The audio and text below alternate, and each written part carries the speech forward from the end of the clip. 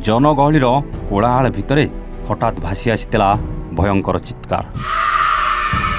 मृत्यु पूर्वर से छाती फटा दृश्य सते जेमिति एक भयंकर तांडव रचि देइथिला प्रतिटी हृदय। यह सहित अहर चलीथिबा से गुलीर वर्षा जे केते जीवन को एका सांगरे माटी रे मिसई देइथिला तार हिसाब भी नथिला। आउ देखु देखु सबुकिछि जेमिति मनुष्यर रक्त रे भासी जाइथिला। सतरे से दिनर से भयंकर घटना आज भी मन को स्तब्ध कर दिए। हेलो हाय नमस्कार आउ एक नुआ कहानी सहित स्टोरी विथ प्रताप को आपण मानक पुणी थे स्वागत। से दिनर संध्या जे समस्त एते भयंकर साजिजीव एक हुए तो किए केबे चिंता करि नथिबे। सबुदिन भली से दिन मध्य चिकमिक आलुअरे झलसी उठुला मायानगरी मुंबई। प्रत्येक दिन हजार हजार लोकों गहली रे पूरी उठुवा सहरटा से दिन जेमिति बेस आनंद रे नाची उठुए। अनेक जगार लोकों भिड़ ही प्रमाण कर देउथाए ए स्थानर गुरुत्व।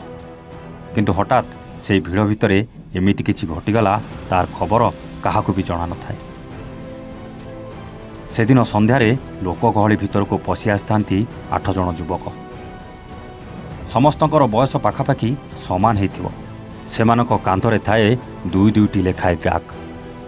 सेमानकर चालीचलन देखिबा परे सेठारे थिबा किछि साधारण लोकंकर संदेह बढ़िथिला, जहाकु नै सेमाने स्थानीय पुलिस को मध्य खबर देइथिले। हेले पुलिस से सबको अणदेखा कर देइथिला।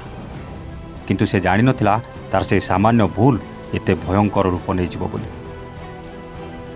से दिन थिला 2008 मसिया नवेम्बर मास 26 तारिख। सबुदिन परी से दिन मध्य मायानगरी मुंबई रे लोकंकर यातायात लागी रहिथिला। Hotel coffee shop rail station मानकरे सबुदिन परी से दिन मध्य हजार हजार लोक रही थांती। हेले से दिन थिला समस्त दिन ठारू संपूर्ण भिन्न। एका साथी रे आसीथिबा से 8 जण युवक किछि समय परे चारि भागरे भांटी होई जाइथिले। किंतु किए जानिथिला से दिन मुंबईर 4टी स्थान रे एमिति रक्तर सुଅ छुटिबो बोली। से दिनर से आतंकी कांड आरंभ होइतिला छत्रपति शिवाजी महाराज टर्मिनाल जोंटी शह शह लोक रुंड होइतिले। लोकों कोलाहल भितर सबुकिछि ठीक भाव चलीथिला। हेले केही किछि बुझिबा आगरु गुली वर्षारे चली जाइथिला साधारण लोकों जीवन।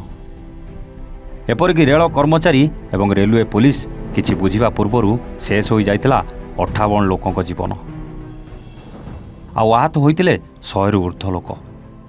साधारण लोके ए कथा को नहीं चिंतार पड़ जाइथिबा बेले सुरक्षा कर्मचारी मध्य किछि भी जानि पार नथिले। से समय मुंबई रे अन्य 2टी जनगहली स्थान में मध्य समान भाव में आतंकवादी आक्रमण होइतिला। यह सहित सेमानक नजर को आसीतिला सबुठारु जनगहलीपूर्ण अंचल होटेल ताज पैलेस, जहाकु दीर्घ 60 घंटा पर्यंत निज आयत्तरे रखिथिले। केवल सेतिकी नुहे, सेही समय होटेल भितर थिबा अनेक लोकों को शेष निद्रारे शुआई देइथिले सेमाने। तेबे अनेक परिस्थिति को सामना करिबा परे शेषरे सुरक्षा कर्मी सह मुहांमुही होइतिले से आतंकवादी। ताज होटेल भितर थिबा लोकों जीवन बचाइबा पई चलीथिबा एही प्रयास रे शहीद होइतिले अनेक सुरक्षाकर्मी। केवल सेतिकी नुहे, तांको सहित जीवन हारितिले 166 जन साधारण जनता एवं 300 रु ऊर्ध्व व्यक्ति आहत मध्य होइतिले। यह सहित सुरक्षाकर्मी को गुलीमाड़े टली पड़ते 9 जन आतंकवादी एवं पुलिस हाथ में धरा पड़ जाइथिला आतंकवादी अजमल कशफ। 26 नवेम्बर 2008 निजर ग्यांग को धरी जलपथ दे मुंबई रे प्रवेश करबा परे मुंबईर जनगहली रास्तार एपरी आतंक खेलाइबा थिला सेमानकर मूल लक्ष्य। तस्करी तोइबा यही आतंकवादी संगठन द्वारा कार्य करुवा ए ग्यांगर 9 जन आतंकवादी गुलीमाड़े मृत्यु करथिबा बेले अजमल पुलिस हाथ में धरा पड़ जाइथिला, जहाकु नहीं दीर्घ वर्षर तदंत चलथिला।